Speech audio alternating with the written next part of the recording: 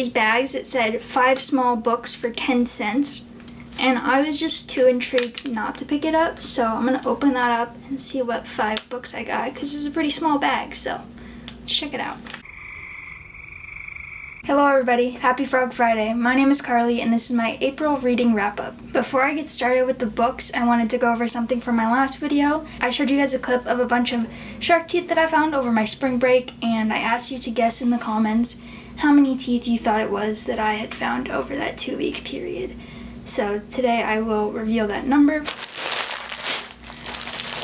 So in this little Ziploc bag over my 2-week period of spring break, I found almost 2,500 shark teeth. It was 2,467 teeth over the 9 days that I actually spent looking for them. 5 of the days I either didn't go to the beach and just hung out with my dog at the house, or I went to the beach and just sat there for once like a normal human being.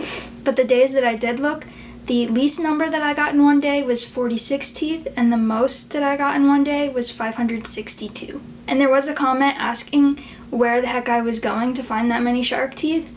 And I have been looking for shark teeth since I was really little, like 5 years old or something. So most beaches that I go to, I can find at least one tooth. They're usually at every beach, which I do want to say that doesn't mean there's sharks there, because these teeth are all millions of years old. They're not recently falling out of a shark's mouth. So yeah, if you're ever wanting to look for shark teeth, look for black teeth, because I have never found a white tooth in my life, which was like a recent one.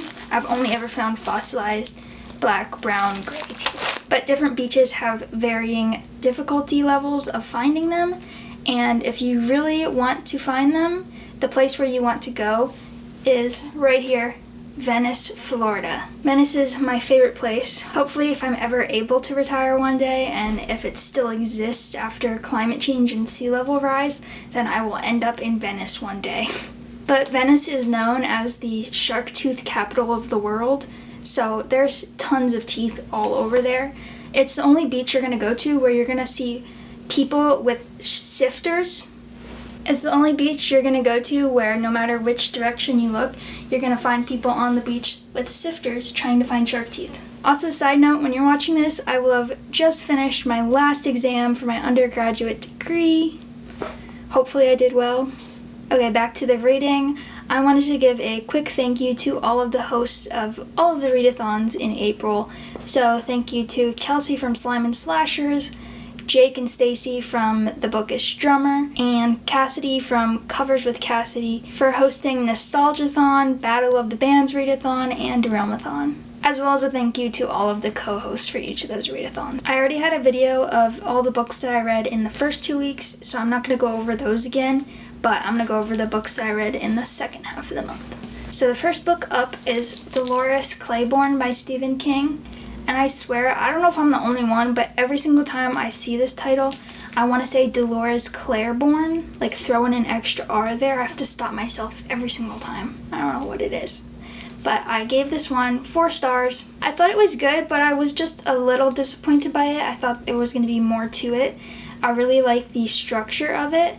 Let me tell you what this one's about first, in case you don't know, because I feel like it's one of his lesser-known works. So this follows Dolores, who's an older protagonist, and Dolores is narrating her entire story for us from the first-person point of view. Basically, she has killed her husband, and this story takes place after the fact, and she's in a police station giving her confession and being interrogated by the police. So the whole story takes place in that police station with her recounting all the events that led up to her killing her husband. I think most of my high ratings for this is for the characterization of Dolores. She has a really distinct and strong personality that I liked, and she stands up for her family. I didn't really care for the plot of it. I honestly thought there was going to be more to it, but I don't know why I expected that. It's kind of a basic story. It's just like an interesting way that it's told and the structure of it, with her giving her reasons behind why she did it. One thing I will say is trigger warnings for this, which this is somewhat of a spoiler, but in case you want to know trigger warnings, while it's not graphic, there is prominent child abuse, like child sexual abuse.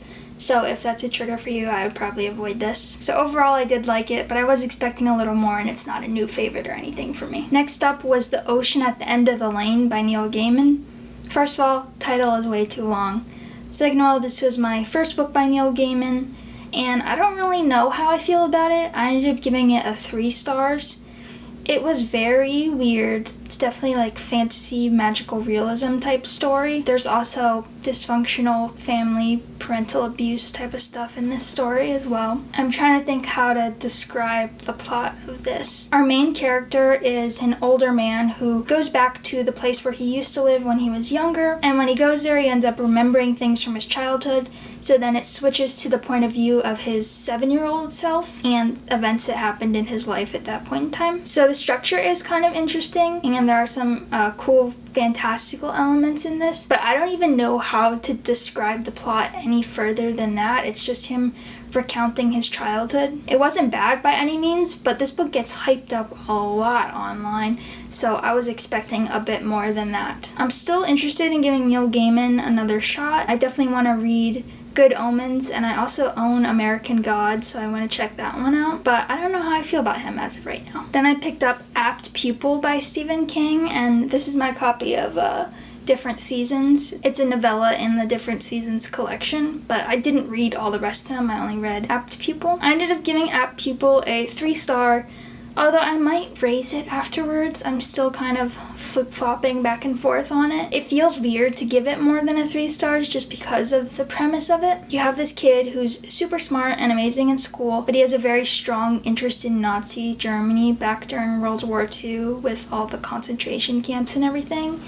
And he finds out that an old man living nearby him was actually a Nazi back in the day, and the old man has just been hiding his identity this whole time and running from the law. So he goes to this old man and he tells him he knows who he is, and he blackmails him saying he's gonna turn him in if he doesn't do what he wants. But the only thing this kid wants is to hear about all the cruel things that this old man did back when he was a Nazi. So it just follows this kid and this old man meeting up over and over again to talk about all the cruel things that happened. And there's this crazy power dynamic of this kid and how he dives deeper and deeper into this and his fascination turns dangerous. He does a great job at writing horrible characters. They make you hate both of them, but also somehow feel bad for one of them. You know what, now I'm kind of talking myself into giving this a 4-star, just because it kind of has a lot to say on how dangerous and realistic this type of thing kind of is, because this happens all the time, even today, with people diving further into these outlandish and dangerous echo chambers without anyone in their personal lives seeing any signs of it happening, it being hidden in plain sight. Then I read Pines by Blake Crouch. I had already read Dark Matter and Recursion by him,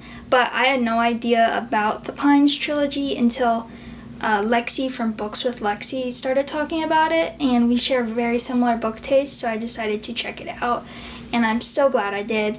I only read the first book. It's a trilogy, the Wayward Pines trilogy, but I definitely want to read the other 2. It was definitely 5 stars for me. It was kind of like the perfect book. It's about this FBI agent who goes to a town in search of another fellow agent who disappears, and he's going to this town to go find them because this is where they were last sent. However, he wakes up in this town and is told that he had just had a car crash, and this has the amnesia trope, and he's very confused and just wants to find this FBI partner, and he's kind of being gaslit the whole time, and he knows something is off in this town.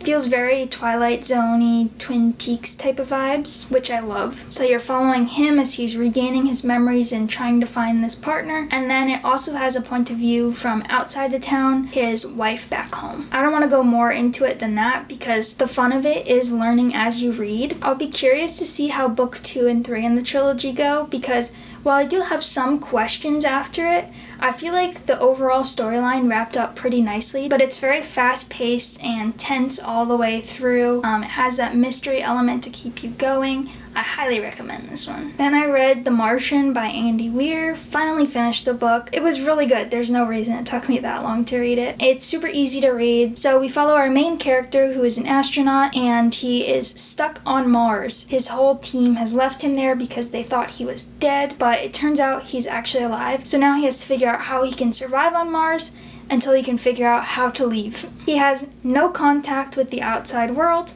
so no one knows he is alive. So he has to figure out how to grow food, how to make contact with Earth, and then how he can get off of Mars. There are some sections that are pretty science heavy, but our main character also is pretty funny, so it kind of balances it out. And the whole story is told from his point of view. Well, that's not true. The story is told from his point of view through the form of diary entries, and these entries are only like 1 to 2 pages long, so it's super easy to pick up and just read one day and then put it down. However, there is another point of view from back on Earth. That's all I'm going to say about that. I ended up giving this one 5 stars. I loved his writing style, and I can't wait to pick up Project Hail Mary because I've heard people love that even more than this one. And then I read The Memory Police by Yōko Ogawa, and this is translated from Japanese. This takes place on an island where things start to disappear. Every once in a while, a new object or concept disappears, and all the people living on the island forget that this thing ever existed. So like some examples are perfume disappears one day, roses disappear, emeralds disappear. Slowly, all the things actually disappear, and then all the people forget that it ever existed, except for a select group of people. These people never forget that these things existed, and the memory police exists to hunt these people down and get rid of them, basically. They don't want any of these people that are able to remember these things to still be around. So these people have to try to blend into society and not stand out. I ended up giving this one 3 stars. I thought it was going to be better than it was. It's pretty reflective and kind of flowery writing a bit. If you're going to read this, going into it, just don't expect your questions to be answered because they don't end up explaining why or how these things disappear. It just happens. It more follows the effects that these events have on people and those that do remember, and how they're being targeted by this police state. So overall, 3 stars. It just wasn't really what I was expecting. I wanted to get a little bit more of that world building and understand why these things are happening. But it wasn't bad by any means, so I wouldn't give it below 3. Then I read Salem's Lot by Stephen King, which may be controversial take here, but I'm only giving it 3 stars. I had pretty high expectations for it. A lot of people absolutely love this book. I just was not blown away by it in any way. It's about the town of Jerusalem's Lot, where basically vampires slowly start to take over the town. But I think vampires just aren't my thing. Like, I was not scared by this. I was kind of bored. I didn't get invested in any of the characters. Usually I like his more small town setting books where you get to know all the people and the ins and outs of the town, but I just didn't click with this one. Maybe I'll have to give it another try sometime, but because it's like, 600 pages or something, it probably won't be anytime soon. Then I read The Hollow Places by T. Kingfisher, and I absolutely love this book. Gave it 5 stars.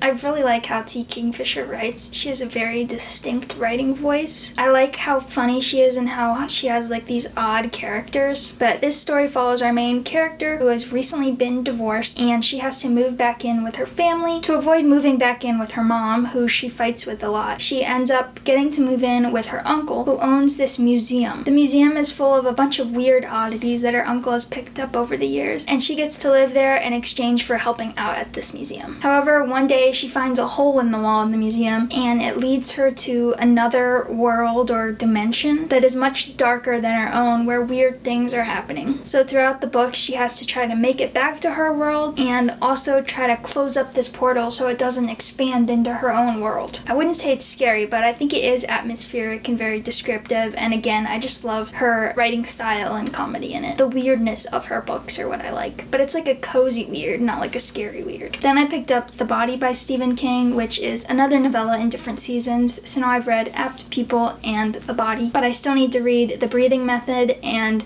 Rita Hayworth and The Shawshank Redemption. I ended up only giving The Body 3 stars, which I feel like is unusual. I know people usually really like that one. I haven't watched Stand By Me either, which is a movie that is based on this story, but I definitely want to check that out. I think I might like it a little more than the story. It's pretty much just a coming-of-age story of these boys from Castle Rock, Maine, who set out to find the body of a young boy who has disappeared from a nearby town. It just didn't really grip me that much. Maybe I just need to give King a break for a bit. Maybe I'm on a bit of a King burnout since I've given the last few kind of low ratings. So I don't know, maybe I will give it another shot another time because I know people tend to love this one. The next book I read was The Spite House by Johnny Compton, and I'm giving this one 4 stars. It wasn't a 5, I don't know, 5 stars. I just need a vibe and I wasn't getting it.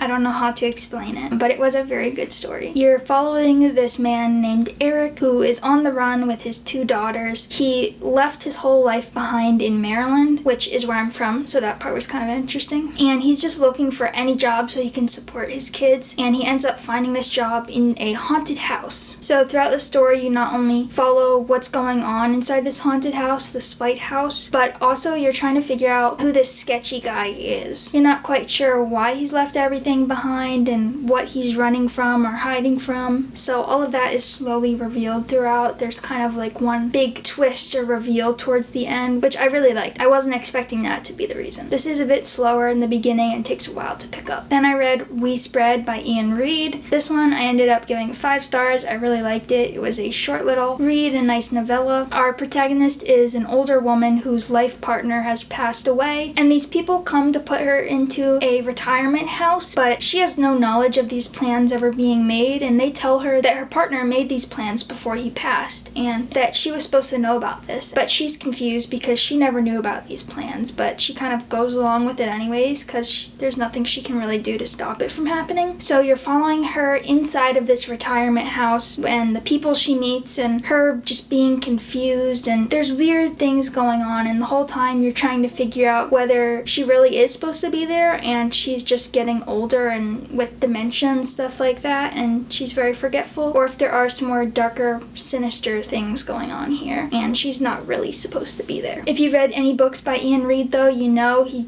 kind of has ambiguous endings, so don't really expect to get an answer out of the ending. It's kind of up to your interpretation, which I think it was done pretty well here, but I know that can be pretty annoying to some people. And then the last book that I read in April was The Hitchhiker's Guide to the Galaxy. This is actually a bind-up of all the books in the series, The Ultimate Hitchhiker's Guide, but I only read the first one. I've been meaning to read this book for years. My brother loves the series and he's been telling me to read it. And then my dad, when I was reading Catch-22 and kind of reading him the jokes aloud from that one, he told me I should read this because it has that same sort of dry, witty, sarcastic British humor, and he was right. I ended up giving it 5 stars. I knew going into it I was gonna like this one, but I just been putting it off for whatever reason. I have no idea why. I'm excited to read the rest of them in it. I thought it was pretty funny, pretty lighthearted. Basically, if you don't know the plot of the first one, this guy named Arthur is a pretty unlucky man. He wakes up one day to people coming to his house ready to bulldoze it down, and he's like, "What? Excuse me?" I'm like, "Yeah, this has been planned for forever. Get out of here. It's being bulldozed." So he loses his whole house and he meets this alien who takes him up to the galaxy. And this alien kind of gives him a tour around the galaxy and explains to him that he is in charge of writing the Hitchhiker's Guide to the Galaxy, which is kind of a roadmap to how the galaxy works and how to get around it. So it's just kind of a funny little story of this human going up to space with an alien and being confused the whole time. Since this is a wrap-up, I do want to mention some books from the other video that I really liked and were 5 stars, have potential for favorites of the year, and that was Horror Store, The House Across the Lake, and 13. Those were all great reads. Also, I got this book a few weeks ago and I haven't opened it up. I've been very curious about it, but honestly I just didn't feel like filming. I bought this, it's like a blind date with a book thing from a bookstore, and I thought it just kind of sounded interesting. On the cover it says Uganda, written by a woman, biography/diary, and trading retirement to join the Peace Corps at 64. That sounds like a pretty cool woman to me. So let's open it up right now and check out what it is. This was just like a donation type thing, so there wasn't like a price on it, so there was just a suggested donation amount for the book.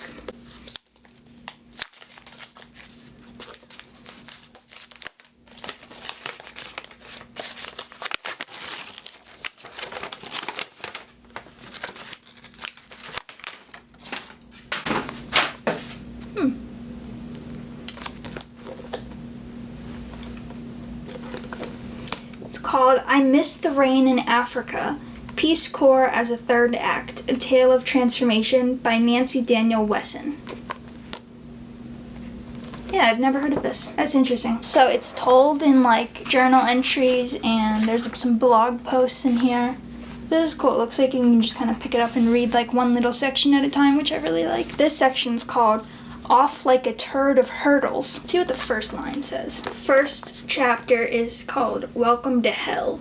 And the first line is, We're pouring off the bus at midnight, black as the inside of a cat, into the first of many rains, ankle-deep mud, and a buzzing fog of mosquitoes, invading every orifice of 46 disgruntled, sleep-deprived, starving trainees. Let me know if you've ever heard of this book, because I never have, but I think it sounds pretty interesting. Honestly, I've considered joining Peace Corps, which I'm about to graduate, and I still don't know what I'm doing, so, you know, it might be in my near future, who knows. I also went to a used book sale recently, and one of the things they had was these bags that said 5 small books for 10 cents.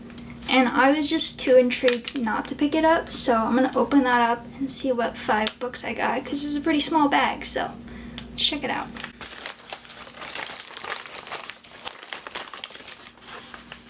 Okay, book number 1. Arctic and Antarctica, with a nice big Arby's logo right on the front. A DKI Wonder book for the children. I Am the Children. This has lots of nice little polar bear pictures, some penguins. Next book, The Essence of Tai Chi, Condensing Breathing, How to Increase Chi Awareness. That's kind of cool. Next one, Grandmothers Warm Our Hearts at Christmas. That's exactly what I needed right now. Grandmas know that children grow, and yet they have a way to bring their youthful wonder back to every holiday. For she had a twinkle and a sparkle in her eyes that warmed my heart at Christmas and filled me with surprise. That's exactly what I needed. Next up, Everyday Wisdom for Success. I'm going to flip to a random page and give you some wisdom. The elevator to success is out of order today. You're going to have to take the stairway, one step at a time. I'll give you one more. On your daily journeys, listen to those inner signals that help you make the right choices, no matter what anyone thinks. Really needed that. Last one. I'm sure it's going to be just as important as the others. Dreams. More than 400 symbols explained. Okay, this is kind of interesting. Oh, that's pretty cool. I just flipped to a random page and it was the alligator. And I do go to University of Florida, go Gators, so that's kind of cool. Alligator is hidden instincts, potential danger, concern about being attacked or assaulted, either from within yourself or from a powerful figure in your life. Alternately, especially if it's a passive alligator, the symbol might suggest that you are being thick-skinned or insensitive towards someone. According to Jung, the more primitive the animal, the deeper are its sources in the unconscious. This one's actually kind of cool. I do like to know about my dreams. I do have a lot of weird dreams too. So yeah, that one I might actually keep. Not saying that I won't keep Grandmothers Warm Our Hearts at Christmas or anything like that. That's all the books. If you like this video, please give it a thumbs up and consider subscribing. Let me know down below in the comments your favorite read of April. And for today's frog fact, I will be talking about a couple different frogs. So there are a few different frogs, such as the Senegal running frog, the bumblebee toad, the red-banded rubber frog, and the tiger-legged monkey frog, that actually do not hop like a normal frog, but they instead walk or crawl like leg by leg, like a cat does when it gets down low and it's approaching its prey. It's pretty cool, so I'm gonna put a video in the description below of these frogs walking if you want to check it out. Only if you like frogs. Most people are probably not going to care about that video, but I think it's cool. Thanks again for watching. I hope you all have a great day. Goodbye.